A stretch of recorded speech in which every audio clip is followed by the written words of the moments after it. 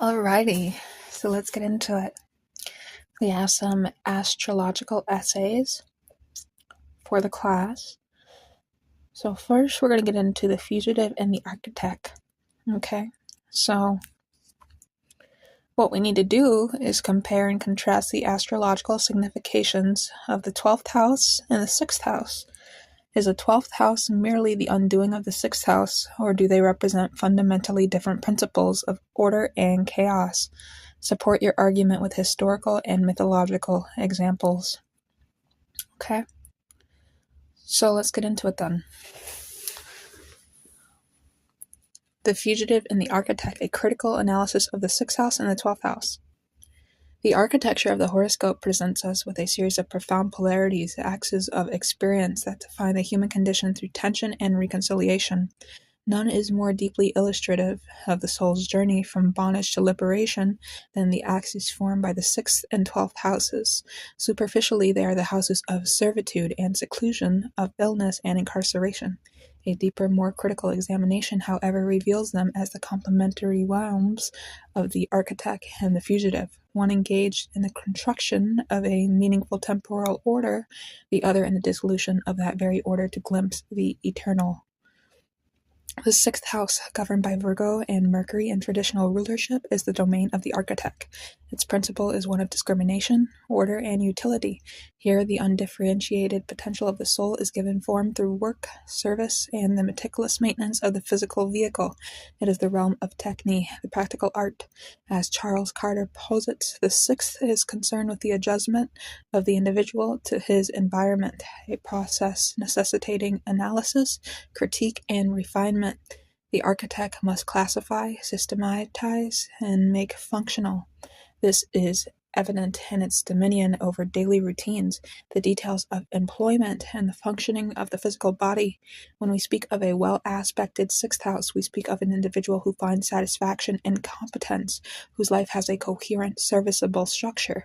The mythology underpinning this is that of the craftsman, Daedalus, building the labyrinth, a structure of immense complexity and purpose. The 6th house is the labyrinth itself, a masterpiece of ordered confinement.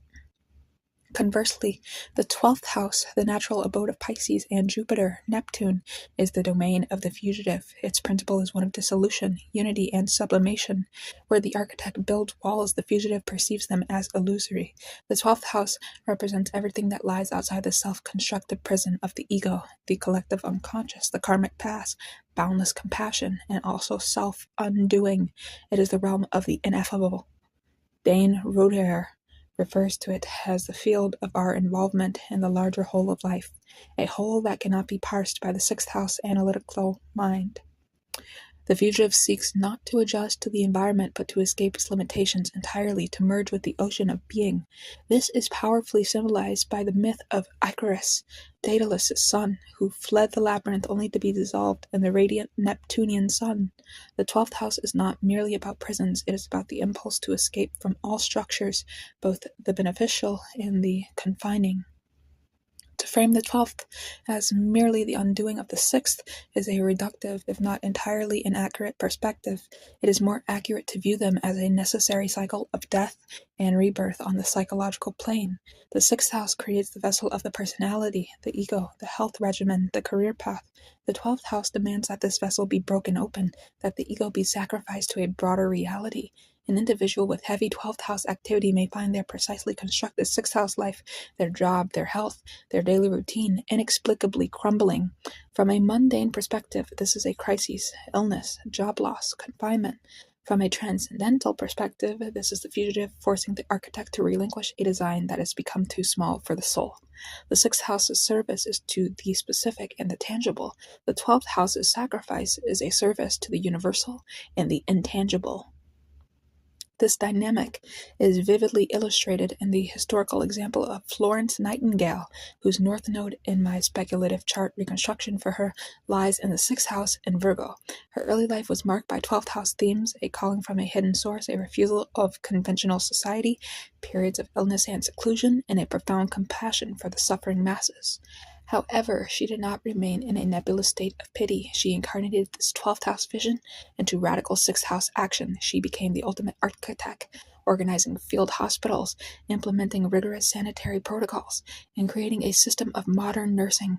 She built a lasting, practical structure, sixth out of a boundless, compassionate ideal, 12th.